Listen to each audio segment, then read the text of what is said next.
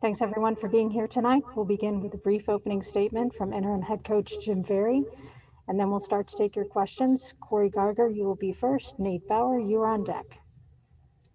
Hey guys, really disappointing loss. I thought we played a fantastic first 15 minutes of game, and then we got away from what we were doing. I thought we played very unselfishly early, and then I thought we kind of played a little selfish basketball and stopped defending to the level that we did. And then, for as poorly as we played defensively, we're still up 8 with 2 minutes to go in the game, and that's a game that you have to win. Up 8, 2 minutes to go. We should have won that game in regulation, but you got to give credit to Seton Hall. They stayed aggressive downhill, got us in foul trouble. I mean, they got 35 free throws, attacking the rim, and we just did a real poor job, start the second half, and a real poor job to end the second half defensively, which really put pressure on us.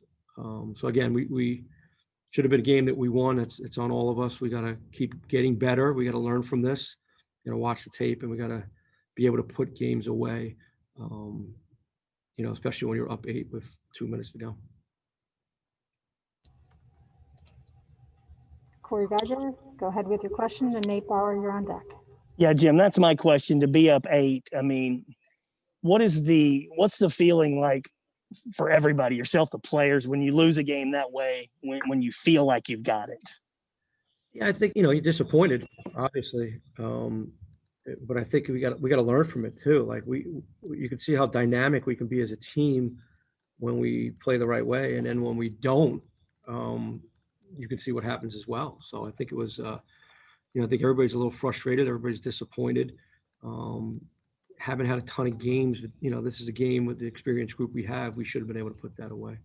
But you know what? It happened against VCU a little bit too, right? Like we were up big, and then they hit that 3 to cut the lead again. The same thing happened here. We were up 8, and then within 10 seconds they came down and hit a 3. If we take that 3 away, contest it, miss, rebound, the game's over. But we didn't do it, and we left the game alive, and then gave them a chance to win it. Nate Bauer, you've got the next question. John Sauber, you're on deck. Jim, what did you attribute the turnovers to? I know you're going to have to go back and watch film, but was there a theme, I guess, through the course of the game? You know what? I thought a little bit was, just trying to do a little bit too much. I thought they had great length, so it looked like you had a lane to drive it. And you took that extra dribble, and they got that hand in there to turn us over. But that's uncharacteristic of us. Our goal is always 10 or less, and if we would have had 10 or less turnovers, we would have won this basketball game. But I got to watch the tape and really figure that out.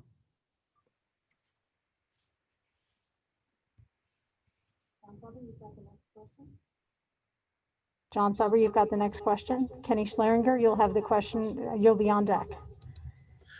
Jim, you mentioned their length, but this is also your first opponent that had real size. How do you feel your guys did against that kind of size? And were there any adjustments you thought you could have made, late in the game to sort of affect, their bigs?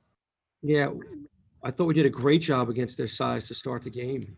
I mean, we were fantastic the first 15 minutes of the game. I think we were up, 18, 20 points. We were out rebounding them. We were flying all over the place. We were tough. And then in the second half, I mean, we tried a multitude of things. We tried 2 bigs together. We tried to go small and be quicker because, they were really hurting us on dribble penetration and then cutting someone to the basket as we came and brought help and getting layups and dunks, and then out rebounding us in the second half too. So, I mean, that was concerning. So we knew it was going to be a challenge. They're like the 3rd biggest team in the country. And we're obviously not, but that's something that we need to work on and prepare for as we get ready for the Big Ten. I apologize. I missed Jacob Schwartz. Let's go with Jacob with the next question, and then Kenny, you're on deck. Coach Ferry, voice here. How are you? How you doing? What's up, pal? Hey, tough one tonight. First off, pleasure to see you as always. It's the first time seeing you, of course, in a different uniform, I guess. But of course, I'm a big believer in the Philadelphia basketball players. And talk about Seth and Isaiah and what their roles have been up here. I know Seth is leading the team in scoring with 22 a game. What do you look for most of these Philadelphia kids? Because I know Coach Chambers always has a tradition of recruiting the PCL. Yeah, they're great kids, and it's great having Philly kids up here. We've had great success with all of our Philly kids, and we're going to have success with these guys.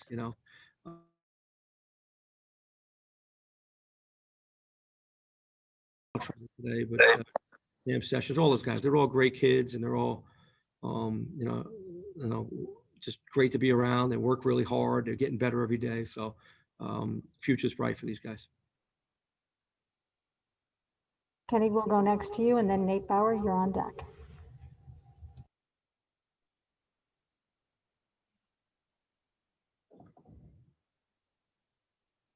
Nate, do you want to jump in real quick, and we'll see if we can get Kenny back? Yeah, Jim, you said I think I think the word you used was selfish basketball. Are you talking about shot selection? What's the? I thought it was a little bit. I was on both sides of the ball too. I thought we lost our team defensive philosophy. I thought we were making really great simple plays, and I think guys maybe were not making that extra pass or trying to get in the lane to themselves to score. Where I thought we were doing the stuff the right way earlier.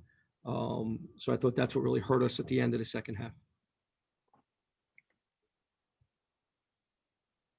Kenny, do we have you for a follow-up question? Did we lose you? Or let's go to John Sauber. Jim, you mentioned how the size sort of prepares you for Big Ten play. How exactly does it do that, and how does facing a guy like Mamukelashvili sort of prepare you when he's got so much skill from the perimeter as well? Yeah, he's a fantastic player. I mean, he's a pro, and we knew it going in that he was going to be really aggressive. And his ability to drive the ball at his side and pass exceptional pass. I think that he had 3 assists today, 4 assists today, on top of that. We talk about it because the Big Ten, we have big guys in the Big Ten. There's not as much space in the court to play, and I knew that was going to be a challenge coming in. I thought we handled it great in the first half, playing with our speed. And then in the second half, when we didn't get stops early in the second half, we weren't able to play in transition, which really helped them. Kenny, we've got a question from you. Are you ready? Can you hear me now? Yes. Coach, they didn't shoot too well in the first half, and they came out firing in the second half. Was that a message to your team that they were probably going to pick it up on shooting it in the second half like they did? Well, we know they're a really good team. They made 14 threes the other night, so we knew they had the ability to do so. I really thought the momentum at the end of the first half kind of carried over to the second half, and they came out as the aggressor. I think they made their first 7 shots in the second half, so we didn't have the ability to get that stop to get going. But again, with that said, guys, we're still up 8 with 2 minutes to go. We got to win that game.